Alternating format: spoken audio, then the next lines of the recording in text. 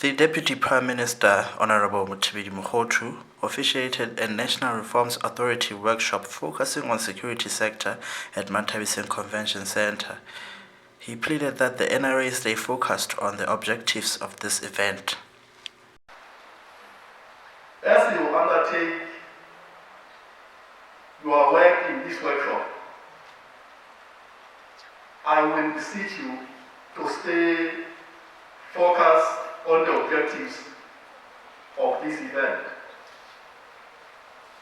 We must remember that we are not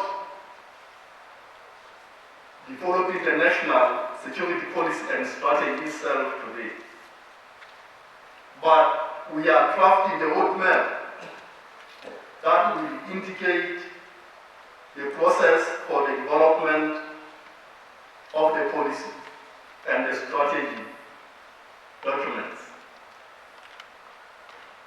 Even as we recognize the importance of the documents that need to be developed, we should also recognize that the process for the development of national documents is just as important as the documents themselves.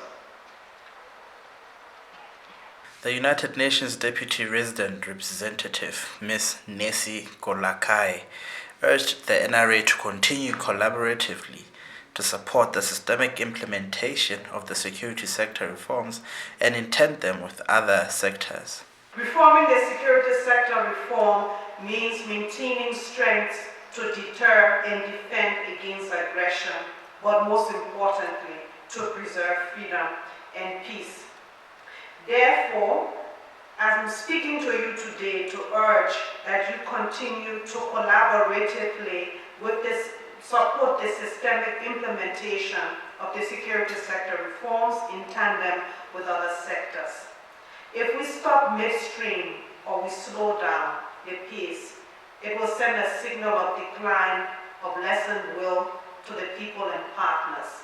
It is therefore up to us gathered here today to choose and choose wisely and hard to take up the task of preserving peace and freedom and ignore the temptation to ignore duty and blindly hope for the best.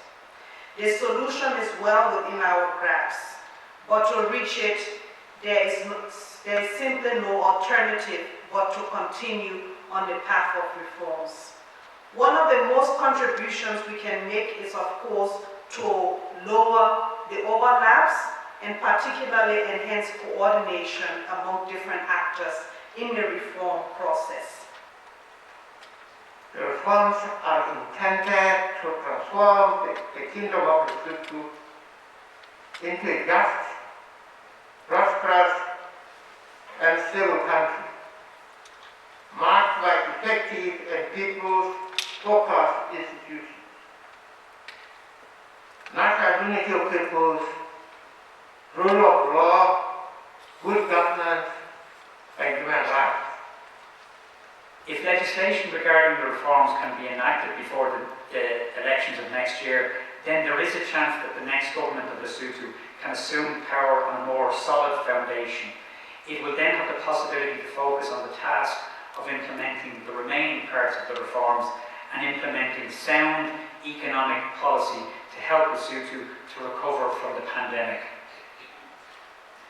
This can then allow the government of Lesotho to make use of the advantages that Lesotho has, such as good road infrastructure, competitive labour costs, reasonable education standards, and a handful of sectors with clear comparative advantages such as textiles, wool and mohair, diamonds, medicinal cannabis, freshwater fish farming, and we can go on from there.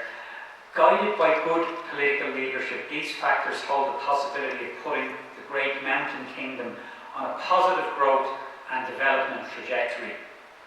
Please be assured that the European Union is ready and willing to stand with our friends in Lesotho and to provide any necessary support. I am Mutwale Bamo, reporting for The Post.